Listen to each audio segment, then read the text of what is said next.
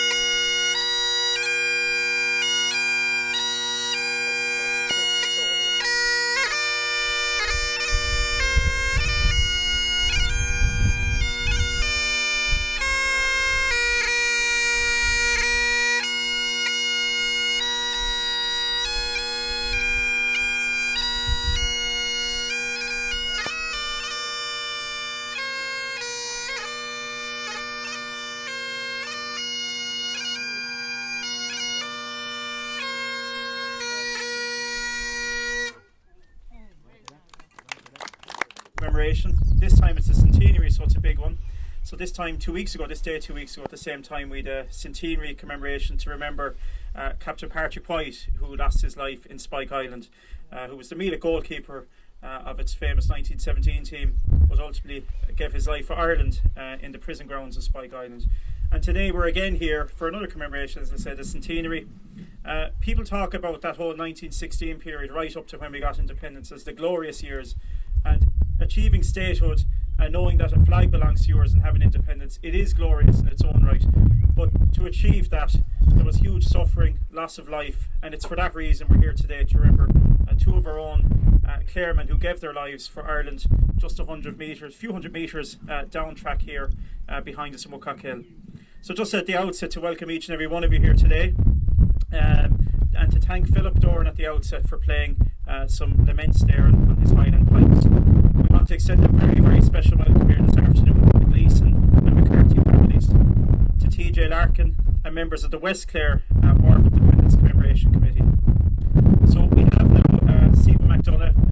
to recite the 1916 proclamation, and he's a representative of that committee I just mentioned, the West Clare War of Independence. The Irish Republic to the people of Ireland, Irish men and Irish women, in the name of God and of the dead generations from which she receives her old tradition of nationhood, Ireland through us summons her children to her flag and strikes for her freedom.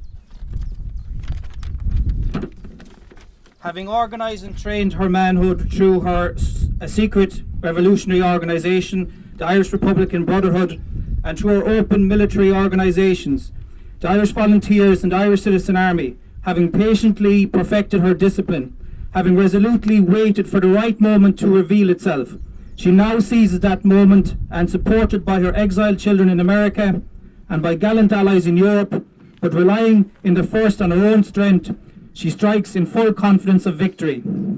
We declare the right of the people of Ireland to the ownership of Ireland and to the unfettered control of Irish destinies, to be sovereign and indefeasible.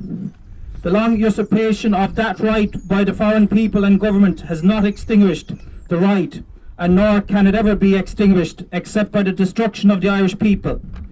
In every generation, the Irish people have asserted their right to national freedom and sovereignty. 6 times during the past 300 years they have asserted it in arms. Standing on that fundamental right and again asserting it in arms in the face of the world, we hereby proclaim the Irish Republic as a sovereign, independent state, and we pledge our lives and the lives of our comrades in arms to the cause of its freedom, of its welfare, and of its exaltation among the nations. The Irish Republic is entitled to and hereby claims the allegiance of every Irishman and Irish woman. The Republic guarantees religious and civil liberty, equal rights and equal opportunities to all its citizens, and declares its resolve to pursue the happiness and prosperity of the whole nation and of all its parts, cherishing all the children of the nation equally and oblivious of the differences carefully fostered by an alien government, which have divided a minority from the majority in the past, until our arms have brought the opportune moment for the establishment of the permanent national government, representative of the whole people of Ireland, and elected by the suffrages of all her men and women. The provisional government, hereby constituted, will administer the civil and military affairs of the Republic in trust for the people. We place the cause of the Irish Republic under the protection of the Most High God, whose blessing we invoke upon her arms, and we pray that no one who serves that cause will dishonour it by cowardice, inhumanity or rapine. In this supreme hour, the Irish nation, by its valour and discipline, and by the readiness of its children to sacrifice themselves for the common good, prove itself worthy of the august destiny to which it is called. Signed on behalf of the Provisional Government, Thomas J. Clark, Sean McDermott, Thomas McDonough, P.H. Pearce, Eamon Cant, James Connolly, Joseph Plunkett.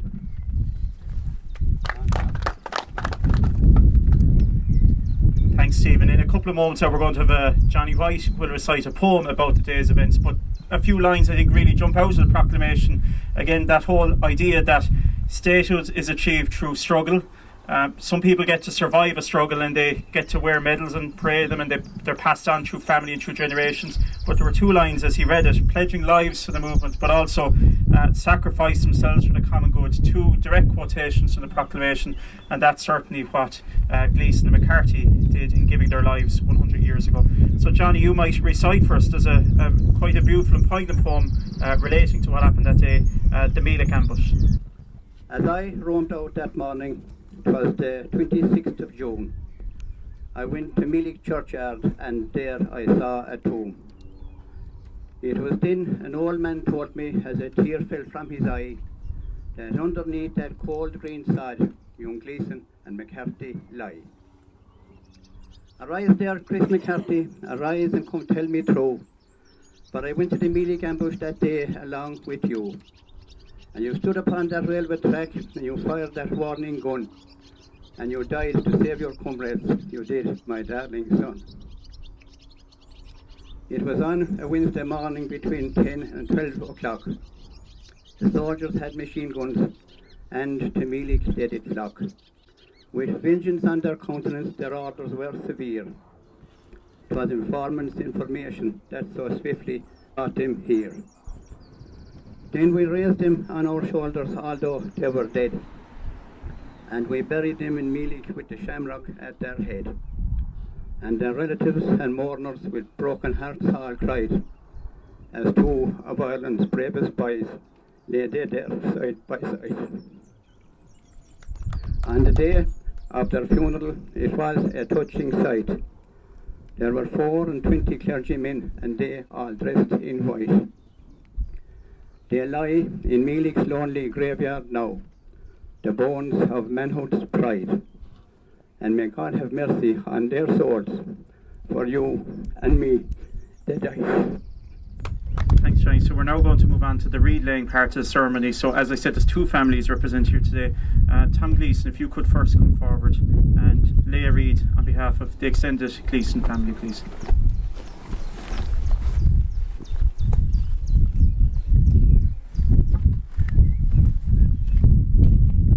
Tom was representing his own family, but also our committee, the Meelick Cratloe Partine War of Independence Commemoration Committee. Next, Christopher McCarthy, if you could lay a reed representing your family, the McCarthy family, and also the West Clare War of Independence Commemoration Committee.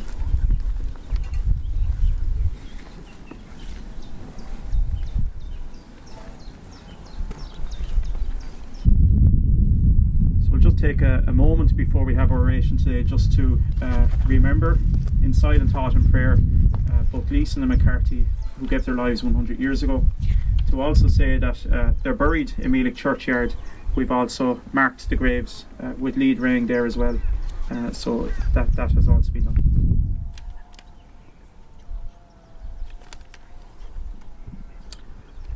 Okay, so our committee, as you can tell, this monument was up 10 years ago, but we've been working as a committee for the last 11 years or so, because I suppose Padraig O'Rourke here, my right, has been the driving force of it, and we were heading into this decade of centenaries. We've had everything marked from the Lusitania to the 1916 Rising and War of Independence events, Kilmichael, everything has been remembered. And Padraig summons a few of us one evening and said, you know, this corner of Clare, this part of our county was a real hotbed of activity. And he said, we better as a community do our bit for it. And I think not only have we done our bit, I think we've excelled in that regard. They say someone dies twice in life. You die when your bodily functions shut down and when you cease to breathe and your heart ceases to beat. But you also die a second time when people no longer speak your name. And I think one thing our committee has achieved and done really well, I think, is we've ensured that the legacy of McCarthy, Gleeson, White and all the men, and indeed women, because there was Nan Hogan from Cratloe, there was a woman who also in this locality gave her life for the cause of freedom, that their names haven't been forgotten, that they're very much spoken of a century later, and I think that has been a very good and noble thing that we've undertaken as a committee. So I'm going to ask Padraig to give the oration here this afternoon. A harja det blian o hin, the vi trumland and slew a shot anso nor a hormar and clock shot in a shasav. Agus in yov Tommy Harnash le Shanna Harja agus le Harja Nua con Captain Michael Gleeson agus Captain Christopher McCarthy a Chamora. Sna blianta idir an aun shin agus an aun sho. De vi a long kaint on a buick moor. Fui nejeg shejeg, sershin tira, kjarta changa, kjarta na hoswinter, eintogs na heron. Scarha aglish agus stat. Ach is biogan a harla no a yenshid fui. A century ago, when the British government made peaceful change in Ireland impossible, violent revolution became inevitable. And what rights we enjoy today were not bestowed on us by a benign monarch. They were not granted in the Speaker's chamber of the House of Commons, nor won on the battlefields of Europe. The struggle for the people's rights happened in the GPO, in the Stonebreakers Yard at Kilmainham, at Brixton Prison where Terence McSweeney died on hunger strike, and here in the fields and hillsides of East Clare, where 8 local men who took up arms in the sacred cause of freedom were felled by British bullets. Volunteer John Ryan, Captain Alfred Rogers, Lieutenant Michael McMahon, Volunteer Michael Gilday, Captain Patrick White, Captain Michael Gleeson, Captain Christopher McCarthy, and Volunteer Thomas Healy. A century ago, all of these men, their comrades in the Irish Republican Army, the Citizen Army, Na Fianna Éireann and Cumann na Mban, challenged the might of a global empire. And a century later, they are still remembered when the last vestiges of that empire's strength have faded and are held in contempt by the majority of the people, at least in this corner of Ireland. Today there are 193 countries that are member states of the United Nations.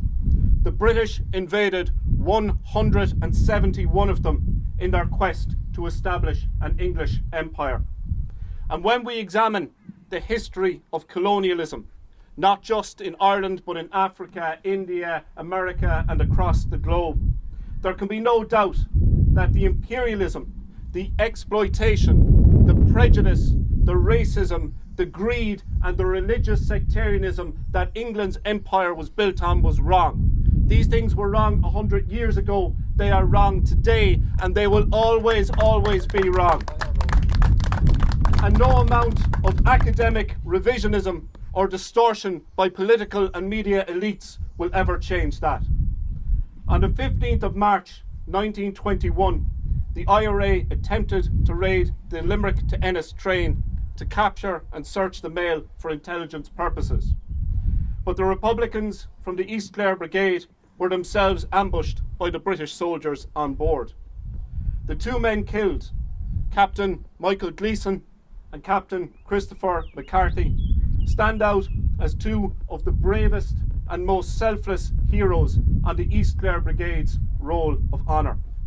McCarthy was an active I.R.A. volunteer in the West Clare Brigade area, and he sought a transfer to East Clare so he could be in the thick of the fighting. And when McCarthy was seriously wounded in battle, Gleeson rushed from safety onto the battlefield to rescue his wounded comrade, and he was himself shot down. The British soldiers responsible were from the Royal Scots Regiment, the same regiment responsible for the Renine reprisals in West Clare.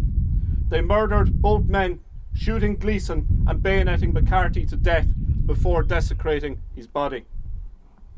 McCarthy and Gleeson may be long dead, but they have never been forgotten. And the Republican principles that they inherited from generations of earlier Republicans, the United Irishmen, the Young Irelanders and the Fenians, will always endure and find new life. Because no tyrant can hold an idea in a prison cell. No one can put a rope around the neck of an ideal, and a principle cannot be put up against a barrack wall and executed. I have no doubt that in 50 or 100 years' time, people will again gather here to commemorate Gleeson and McCarthy, but hopefully by then it will be in the fully free and independent All-Ireland Republic that they fought for.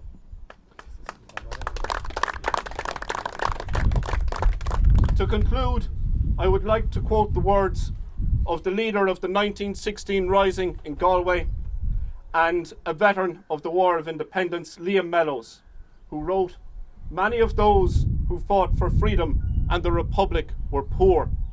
Almost all were. Most of them were unheard of, and yet their work for Ireland deserves to be known. In all probability, it never will be, at least in our day anyway. But it is to them that future generations of Irish people will owe their thanks. They gave their all in silence, seeking no reward and getting none." Mahagan. Padraig, thanks. Fabulous oration as always. These are sad and poignant events, but we in particular, we're really honoured and delighted to have, again, the Gleeson and McCarthy families. We particularly, above all, want to thank you for being with us here today. You were here with us 10 years ago, and I know this is very much part of the fabric of your family, but I think it's important for the county and this community to keep telling the stories of these two men, because the worry with all of these things is stories get lost, they get forgotten, and as I just said a few moments ago, people stop talking about them, and I think that's the real worry in this. We have independence, it's taken for granted each and every single day. I think COVID in a way, and not being able to go 2 or 5 kilometres from your house, as the case has been over the recent months, it has given us more value of our locality, but it also reminds us in some ways, you know, that the freedoms that we all took for granted in every walk of life were slowly wound back on us, and you know, it's a different world from what Gleeson, McCarthy and the men and women of 1916 to 21 had to contend with, but it just gives a very small bit of perspective on it all. After the ambush ended, and it ended with blood loss and lives lost, the men from here took shelter in an area called the Nursery. It's on a stream there up in Woodcock Hill. There's a plaque up by the stream, Barleyhammers Bridge. So they took shelter up there in the Nursery, and later on the evening, it was up by my own ancestral home there, the Crows place, O'Shaughnessy's and Crows place in Woodcock Hill, where they could hear some noise down in the glen, and they realised that the men were taking shelter, shaking with fear, because there was obviously reprisals and raiding parties to come from the barracks in Limerick and Ennis looking for them, and they took shelter that night but had to leave again in the early hours of the morning. There's a lovely oak tree there up just across from my uncle's house, and it hasn't grown much over the years, it's kind of got stunted growth, but it was that tree that a young Fianna Éireann boy, I understand, kept lookout overnight to see were there any lights of trucks or lorries moving on these roads. So look, in particular, as I said, we want to thank the Gleeson McCarthy family, but for your involvement, these events wouldn't happen in the way they happen. I think it's really important we commemorate these seminal events in our history as a community group. I'm very proud that each year we've stood here, we've all left our politics behind. The committee of us here all probably have different political outlooks. We've left them all at the front door each time we've come out to commemorate. The other thing I'm very glad of is we've always stood at the roadside, not wearing sunglasses or masks. We stand here as a community that are here to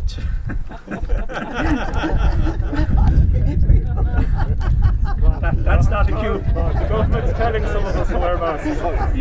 Yeah, some of us have to wear masks these days for COVID, but I'm certainly not telling you to take them off. But it's just, I think it's great that we've been able to, as a community, seize these moments and commemorate them. It's your family's history, it's also our community's history, and I think our committee has always been very proud of that. And I remember one day, years ago, a mayor of the county, he's no longer mayor, it wasn't me, but he showed up to one of the events, and I was about to welcome him. The lad said, no, they hit me an elbow and said, this is non-political, it's a community event. And you know what, they were right. We could always stand on those principles. So just before we wrap up, a few other people to thank. TJ Larkin, thank you so much for being with us, and Stephen McDonough and the other members who've come here today from the West Clare War of Independence Committee. So you're also hugely welcome here today. Jack Ledan for supplying the sound system.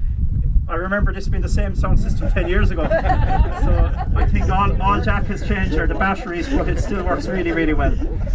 Hopefully we'll have it out in 10 years' time again. John Casey, as always, hugely obliging here. I know people have parked up in his yard. He won't be charging you today to leave. You'll be able to get out pretty easily. Annette Long, I don't know, is Annette here? No, she's not here today. So Annette makes these beautiful laurel wreaths. So the next time you're out with your hedge clippers and about to throw all these into a bin, look what you can make out of them. You can make these beautiful laurel wreaths, and it's an old tradition she was telling us about, dating all the way back to the early years of this century, where Allemande started making these out of laurel hedging leaves, treading them through sods of turf to make this rounded reed. We've had a lot of controversy over the last few years. Should we in Ireland, should we embrace the poppy? Well, the laurel reed and the lily are our symbols, and we thank Annette yet again for coming up trumps and making those fabulous reeds.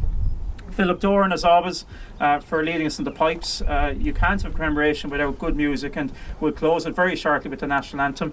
I also want to thank Aidan Ryan, who's here hiding behind the camera, and Pat Howard as well, who's hiding behind the video camera, because we've always held the view, you know, these events in themselves become a little bit part of the local history. So right now we're here on the day, but hopefully in some years to come there'll be a local history book or something. There might be a snap of a few of you up here in the railway bridge marking the centenary, and these photos might be brought out again on the 150th anniversary or something like that. So it's nice to mark these events, and we thank you for coming today and over those other years as well.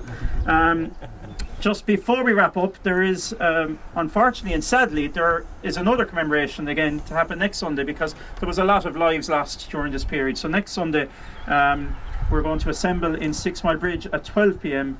To remember the centenary of the loss of Thomas Healy's life. So it's just, if you just think of that, 2 weeks ago it was Captain Patrick White. We're up here in Woodcock Hill today, another one next weekend. That's a lot of lives lost of young men. You know, and it's I think it just brings the reality of it all back to our minds. Before we have our national anthem to conclude things, just want to thank our wonderful committee. As I said, Padraig has been the historical compass in guiding us all on this, and I think he deserves a particular round of applause.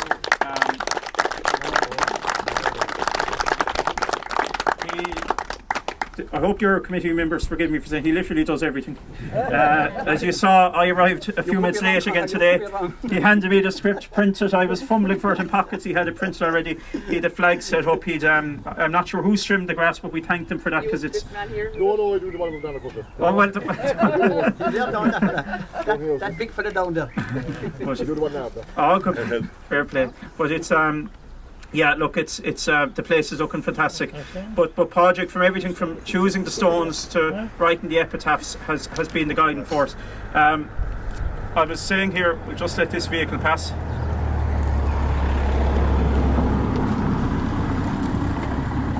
I started out on this committee along with the other men I'm going to mention in a moment, kind of green to all of this, and I mean green as in not knowing a huge amount, having an awareness but nothing else. But I think Padraig has made us green in the other way, but that we're very, I think, Republican minded in our outlook, but that we've really become used to talking about these men who lost their lives 100 years ago. He's definitely my compass in how I believe commemoration should go. At the time, 18 months ago, when I took a stand against the I.R.A. commemorations, I had a hotline to Padraig every evening, asked him, what do I do next? Hold tough, he would say. Hold tough was the advice all the time. And I'm after being put in the National Commemorations Committee now, and I said I quipped, but I'm half serious as well. When it comes to commemorations, I'll be taking my advice from P. O'Rourke, not the Taoiseach O'Rourke. Just to mention a few other people, so Johnny White is our Minister for Finance. He's come forward with all the money. He's raised money in ways we don't even know, but he somehow has cobbled it together each and every time. And all of these ideas, you know, too many ideas in Ireland get hatched on a bar stool, and someone says, let's go and commemorate these fellas, and it's forgotten about the next day. But Johnny set about raising the money, and I think, is it 7 memorials we've funded now, I think, Johnny, so that's something to be extremely proud of. So there's nearly one at every crossroads, but it's great, and they're now starting to, the memorials in themselves, some of them now are becoming protected structures. They should be there forever and protected in that regard. We've Tim Crow from 6 Mile Bridge. He's as passionate about his history as he is about his hurling. We won't maybe mention your hurling down here today, but Tim was with us. Tim was with us 2 weeks ago. He went out to Spike Island, and it was a sad day, but it was also a lovely day to just, as a committee, take a bit of time out and really think about this. We've Tom Toomey, who's also one of our historical compasses. He guides us an awful lot. So Tom is a Limerick man. He's written, like Padraig, they've both written some fabulous books. And if you want to read more on this, they always give me a clip in the wings after this and say, we're not here to sell books, but if you do want to read more, both Tom and Padraig have written some fabulous stuff about this period, and I've read bits of them. When I retire, I'll read more, but they're definitely worth having a look at. I better. Pat McDonough is here. Sorry, I'm watching who's up along the line. Pat McDonough from Ireland Crusher and Ger Hickey are here. They're out again and helping to keep the monuments in good condition. Eamon O'Halloran. Pat, we've someone else. Tom Gleeson. Yeah, Tom Gleeson, of course, who led, and we thank you as well for everything you're doing over in Ireland Crusher. So, have I left time now? Jody O'Connor. Jody O'Connor. Yeah, I know. This is why. Part-time. He's only part-time. He's only part-time. Poor Jody. And yourself, Colin. And myself. Eamon O'Halloran. I think Eamon O'Halloran. Yeah, it's just, you know, when you go naming people, you have to name everyone. So look, apologies, sir. Look, we thank you for being here. a sad occasion, but it's great to be able to come here to remember them, to not forget them. And I think when people, you know, if I cycle or drive past, and I think most of us in the locality do, it mightn't always be to say a prayer, but it's a little reminder, it's a visual reminder when we pass here as to what happened 200 or 300 yards down the track there. Look, we're going to end our ceremony today with Philip Doran playing out and concluding events with I.R.A. and we might ask the committee just to hang on for a photograph and the families as well, and just everyone stay safe and mind the roads going home.